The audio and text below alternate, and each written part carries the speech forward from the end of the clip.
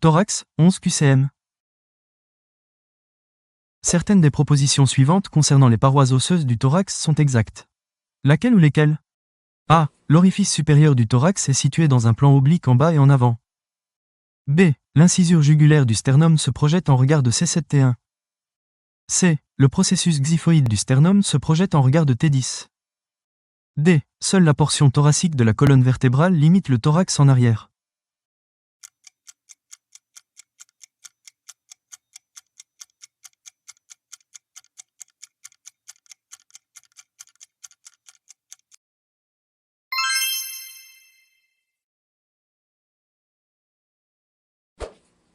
Certaines des propositions suivantes concernant la trachée sont exactes. Laquelle ou lesquelles?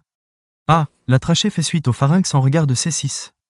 B. La trachée est constituée d'anneaux cartilagineux incomplets. C. La trachée présente un segment cervical et un segment thoracique. D. La trachée se termine en regard de T4-T5.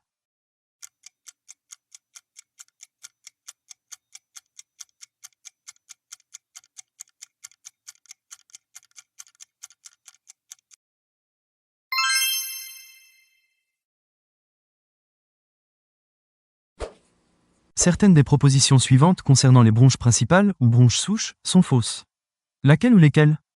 A. La bronche principale droite est d'un calibre plus important que la bronche principale gauche. B. La bronche principale droite est plus verticale que la bronche principale gauche. C. La bronche principale droite est plus longue que la bronche principale gauche. D. La bronche principale droite est plus horizontale que la bronche principale gauche.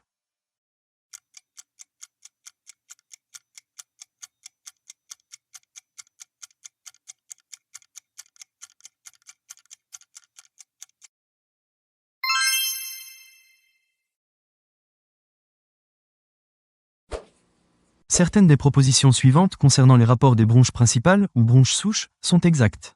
Laquelle ou lesquelles? A. La crosse aortique surcroise la bronche principale gauche.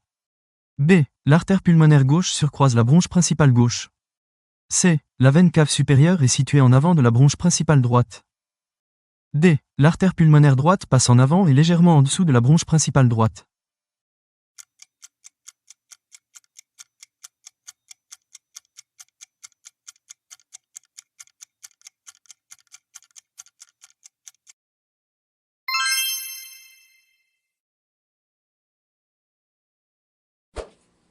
Certaines des propositions suivantes concernant les nerfs vagues ou nerfs pneumogastriques, dixième paire des nerfs crâniens, et leurs branches sont fausses.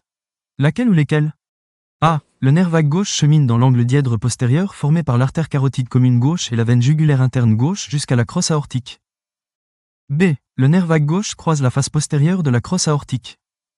C. Il donne le nerf laryngé récurrent gauche qui remonte dans l'angle ésophageal. D. Le nerf laryngé récurrent droit est satellite du bord droit de la trachée thoracique.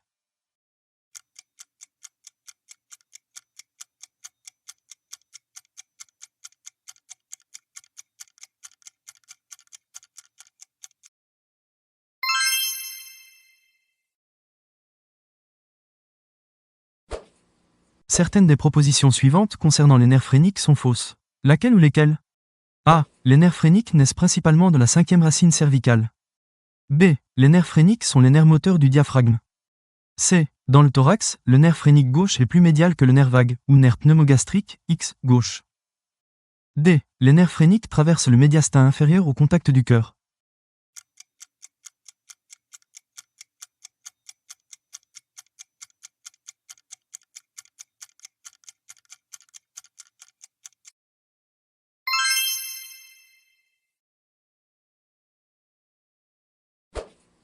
Certaines des propositions suivantes concernant le thymus sont exactes. Laquelle ou lesquelles?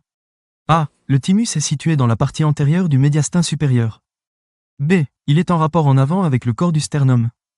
C. Chez l'adulte, le thymus persiste sous la forme de reliquat. D. Il est en rapport en arrière avec le tronc veineux brachiocéphalique gauche.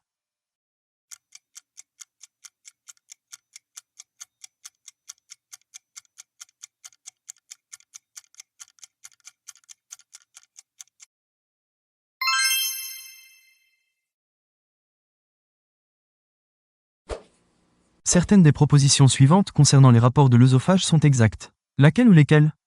A. L'œsophage est en rapport en avant avec la face postérieure de la trachée et de la bronche principale gauche. B. Le bord gauche de l'œsophage thoracique est en rapport avec le nerf laryngé récurrent gauche.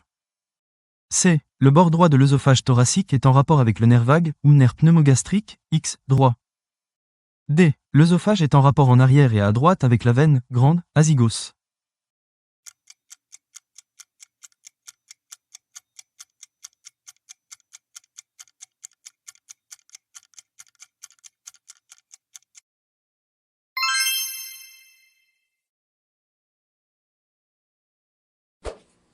Certaines des propositions suivantes concernant l'œsophage sont fausses. Laquelle ou lesquelles?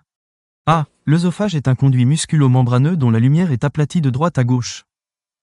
B. L'œsophage est refoulé vers la droite par la crosse aortique. C. Il traverse le diaphragme en regard de T12. D. Il est séparé de la crosse de la veine grande, azygos par le nerf laryngé récurrent droit.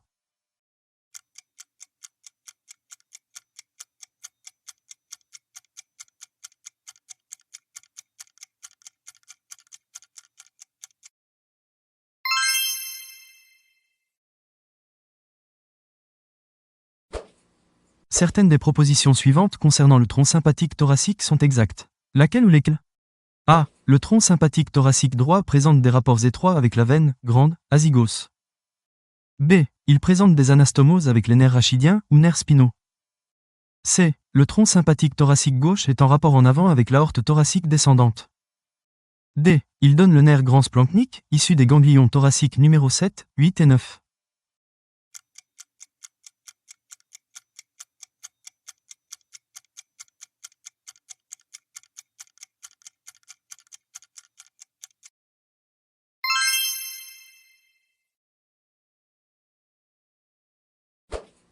Certaines des propositions suivantes concernant le conduit, ou canal, thoracique sont exactes.